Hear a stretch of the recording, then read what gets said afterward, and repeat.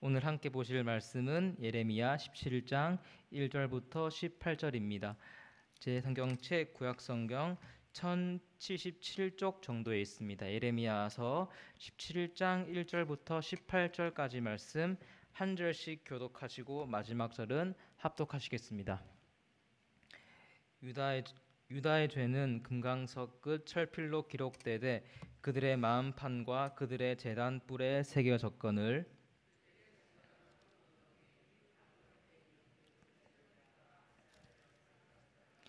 들에 있는 나의 산아 내 온 영토의 죄로 말미암아 내가 내 재산과 내 모든 보물과 산당들로 노략을 당하게 하리니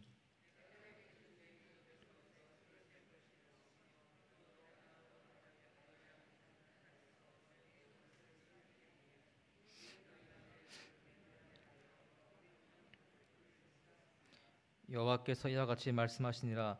무릇 사람을 믿으며 육신으로 그의 힘을 삼고 마음이 여호와에게서 떠난 그 사람은 저주를 받을 것이라.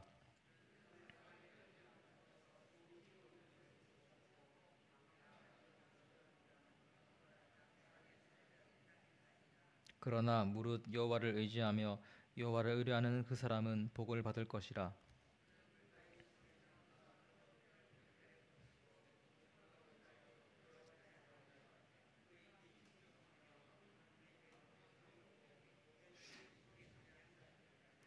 만물보다 거짓되고 심히 부패한 것은 마음이라.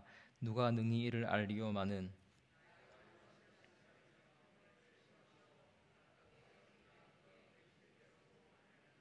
불의로 치부하는 자는 자고새가 낳지 아니함 알을 품은 같아서 그의 중년에 그것이 떠나겠고 마침내 어리석은 자가 되리라.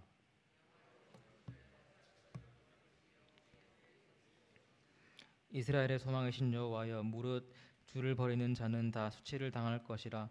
무릇 여호와를 떠나는 자는 흙의 기록이 되오리니 이는 생수의 근원이신 여호와를 버림이니이다.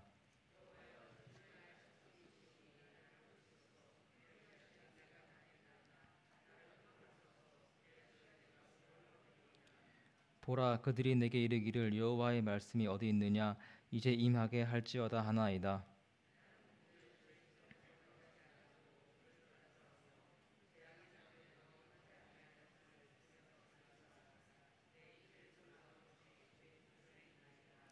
주는 내게 두려움이 되지 마옵소서.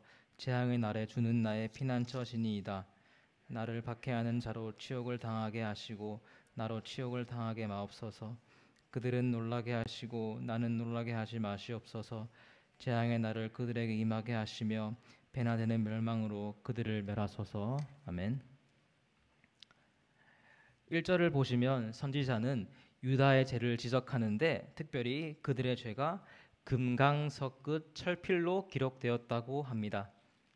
이스라엘은 너무도 선명하게 자신들의 죄를 철필로 마음판과 제단 뿔에 적었습니다. 성도 여러분, 마음이 무엇입니까? 우리 눈에 보이지 않는 곳입니다. 이곳에 무언가 새겨졌다면 사람의 힘으로 지우거나 다시 쓸 수가 없습니다. 그런데 이 마음에 죄를 철필로 적었다고 하니 이스라엘이 지금 얼마나 부패한지 알 수 있습니다. 또한 성경은 마음에 대해서 이렇게 말하고 있습니다. 무릇 지킬 만한 것 중에 더욱 내 마음을 지키라. 생명의 근원이 이에서 남이니라. 마음을 어떻게 먹느냐, 다시 말해 마음에 무엇을 적느냐에 따라 우리의 생명이 결정됨을 말하고 있습니다. 이스라엘은 마음의 죄를 적었고 이는 그들이 사망으로 달려가고 있음을 우리에게 말해줍니다. 또한 1절에 있는 제단이 무엇입니까? 주님께 제사하며 속죄의 피를 발라야 할 그곳에 이스라엘은 죄를 적고 있습니다. 마음의 죄를 적었다면 회개에도 모자란데 그들은 지금 돌이키지 않고 있습니다. 뿐만 아니라 2절에 보시면 그들의 자녀들 역시 하나님을 생각하는 것이 아니라 아세라, 즉 우상을 생각할 뿐입니다. 지금 이스라엘에는 소망이 전혀 없습니다. 그래서 이런 죄악 때문에 주님은 그들을 심판하십니다. 3절에 보시면 재산과 모든 보물과 산당들이 노략당할 것이고 또한 그들은 그들이 알지 못하던 바벨론 땅으로 던져질 것입니다. 계속해서 5절에서 11절을 보시면 사람을 믿고 마음으로 여호와를 멀리하는 것과 하나님을 의지하는 것이 대조되어 있습니다. 특별히 5절과 7절을 보시면 5절 여호와께서 이와 같이 말씀하시니라 무릇 사람을 믿으며 육신으로 그의 힘을 삼고 마음이 여호와에게서 떠난 그 사람은 저주를 받을 것이라. 7절 그러나 무릇 여호와를 의지하며 여호와를 의뢰하는 그 사람은 복을 받는다고 말하고 있습니다. 아까 처음 1절에서 유다는 그들의 마음판에 죄를 적었다 했는데 오늘 여기 5절을 보시면 이들의 죄가 무엇인지 구체적으로 말해주고 있습니다. 그들은 주님을 믿는 것이 아니라 지금 사람과 육체를 의지하고 있습니다. 특별히 그 당시 이스라엘은 바벨론이라는 강대국의 위협 속에서 다른 나라 애굽의 도움에 기대고 있는 상황이었습니다. 주님을 소망하지 않았습니다. 그러므로 이들은 저주를 받을 것인데 특별히 이들의 모습이 사막의 떨기나무 같다고 합니다. 황량하고 메마른 이미지가 떠오르십니까? 4절 보시면 그들은 좋은 일이 오는 것을 보지 못하고 광야, 다시 말해 사람이 살지 않는 땅에 살 것입니다. 주님이 아니라 육체를 의지한 결과가 바로 이것입니다. 그러나 이와는 대조되게 마음으로 여호와를 믿으며 그분을 의지하는 사람은 복을 받는다고 합니다. 마음에 여호와가 없는 사람이 그들 마음에 죄를 적었다면 주님 의지하는 이 사람들은 마음에 주님의 율법을 적고자 했을 것입니다. 또한 성경은 이런 그들의 모습이 물가에 심겨진 나무 같다고 합니다. 물가의 나무가 끊임없이 물을 공급받듯이 여호와를 의뢰하는 자는 주님의 힘을 계속해서 공급받을 것입니다. 기억해야 하는 것은 주님께서 사람의 마음에 무엇이 있는지 다 아신다는 것입니다. 우리 사람은 사람의 마음을 알 수 없고 겉모습을 보고 판단할 뿐이지만 주님은 다 아십니다. 10절을 보시면 나 여호와는 심장을 살피며 폐부를 시험하고 각각 그의 행위와 그의 행실대로 보응한다고 말씀합니다. 그렇다면 주님께서 모든 것을 보시고 이렇게 사람을 의지하는지 여호와를 의지하는지 다 아시는 이런 상황 가운데서 이스라엘은 어떻게 해야겠습니까? 13절 상반절에 답이 있습니다. 이스라엘의 소망이신 여호와여. 이스라엘의 소망은 여호와 하나님 한 분이십니다. 그들이 의지할 분은 주님이시고 사람이 아닙니다. 하나님께서는 자신을 기대하는 자들에게 진정한 소망이 되어 주시는데 13절 마지막 보시면 생수의 근원이신 여호와라는 표현이 등장합니다. 물에 심겨진 나무가 물로부터 끊임없이 양분을 공급받듯이 주님은 자신을 믿는 자들에게 다시는 목마르지 않는 생수를 공급해 주십니다. 주님께 붙어 있을 때 우리가 열매를 맺고 다시는 목마르지 않는 것입니다. 그러나 안타깝게도 13절 하반절 보시면 이스라엘은 이런 주님을 버렸다고 합니다. 본문을 통해서 우리는 먼저 우리 마음을 점검하는 지혜를 가져야 합니다. 오늘 17장 1절을 다시 보시면 유다는 그들의 죄를 마음판에 금강석 철필로 새겼다고 합니다. 성도 여러분, 철필로 새겼다면 이것을 누가 지울 수 있겠습니까? 지울 수가 없습니다. 여기까지만 보면 이스라엘에는 소망이 없습니다. 마음에 죄가 적혀 죄를 묵상하다가 사망에 빠질 것입니다.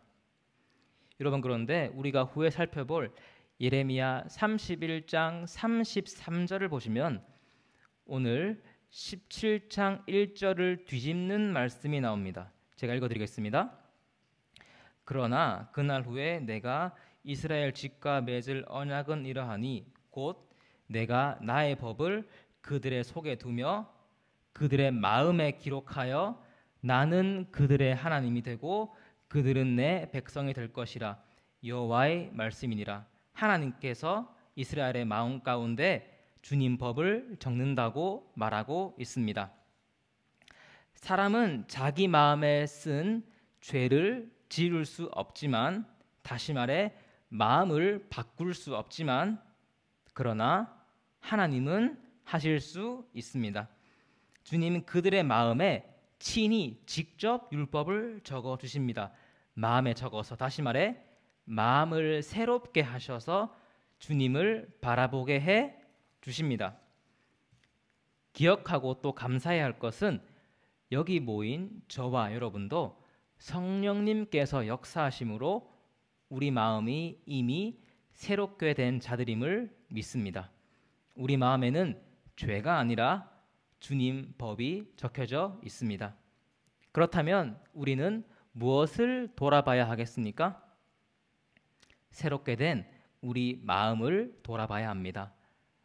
우리 마음에 주님 율법이 아니라 다른 것이 있는 것은 아닌지, 또 마음으로 우리가 주님을 사랑하는지 돌아봐야 합니다. 오늘 하루 우리 마음을 점검하며 나아가시는 모든 성도님들과 제가 되기를 소원합니다. 다음으로 우리는 우리가 누구인지 알고 삶에서 승리해야 합니다. 제가 오늘 본문 8절 말씀을 다시 읽어드리겠습니다. 그는 물가에 심어진 나무가 그 뿌리를 강변에 뻗치고 더위가 올지라도 두려워하지 아니하며 그 잎이 청청하며 가무는 해에도 걱정이 없어 결실이 그치지 아니함 같으리라. 이 구절은 여호와를 의지하는 자는 물가에 심어진 나무 같다고 합니다. 열매를 맺고 결국 승리합니다. 그런데 제가 주목해서 볼 부분은 중간에 있는 더위가 올지라도, 다음 가무는 해라도라는 부분입니다. 성도 여러분, 나무가 물가에 심겨 있더라도 더위는 있습니다. 아프고 따가울 때가 있고 뿐만 아니라 이 나무 역시 가뭄의 때를 지나야만 합니다. 성도 여러분, 우리 삶에도 때로는 힘들고 어려운 때가 있지 않습니까? 늘 서늘하고 적절한 비가 항상 오면 좋겠지만 그렇지 않습니다. 오늘 이 본문을 적은 예레미야의 삶도 이것을 말해주고 있습니다. 14절부터 18절을 보시면 여기에 예레미야의 아픔과 비통이 드러납니다. 그는 주님 말씀을 받고 그것을 그대로 전하지만 이스라엘에게 거절당하고 심지어 공격받습니다. 이 모습 마치 물가 나무에 강한 햇빛이 내리쬐고 가뭄을 지나는 모습으로 이해할 수 있습니다. 나무에 예레미야의 위기가 찾아온 것입니다. 그러나 예레미야는 어떻습니까? 자신이 누구인지 인식함으로 앞으로 나아갑니다. 14절 보시면 그는 여호와여 주는 나의 찬송이시오니라고 고백하고 있습니다. 그는 자신이 주께 붙들린 자임을 알고, 다시 말해 내가 물가에 심겨진 나무임을 인식하고 힘들고 어려운 가운데도 주님을 소망한 것입니다.